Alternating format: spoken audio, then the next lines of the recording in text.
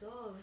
אז עכשיו אנחנו נדבר על איך משחקים במשחק הנסיכה, שהרבה שאלו אותנו עליו, וגם הראינו אותו במהלך הכנס. זה משחק של חברת סאני גיימס, שמספר על נסיכה שלפני 100 שנה הטילו עליה כישוף, והיא הלכה לישון. והתפקיד שלנו במשחק זה לעבור במסלול הזה, להגיע לטירה ולהעיר את הנסיכה משנתה. בדרך אנחנו עוברים מכשולים, בדרך לנסיכה, כאן ליד הטירה. ואנחנו צריכים ביחד בשיתוף פעולה להשתמש בחפצים שמפוזרים לאורך המסלול כדי להציל את הנסיכה.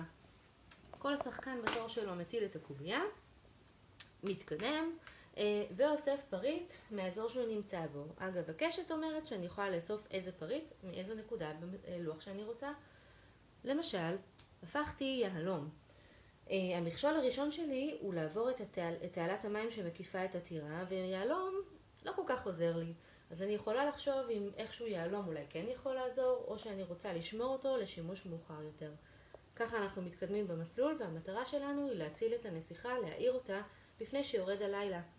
אם הגעתי למשבצת לילה, אני לוקחת את אחד מקלפי הלילה, שיוצרים פאזל והופכים את הטירה לחשוכה.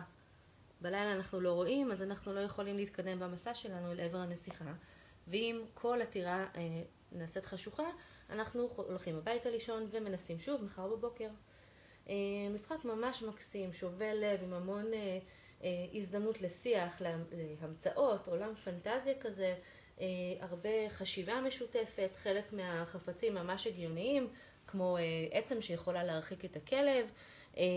יש לנו כאן מגוון של מכשולים בדרך, וחלק מהם לא כל כך הגיוניים, ואז אנחנו פתאום נותנים מקום ליצירתיות ולחשיבה המופשטת שלנו. יש הוראות בעברית מאוד ברורות למשחק, והוא באמת אחד המוצלחים שלנו.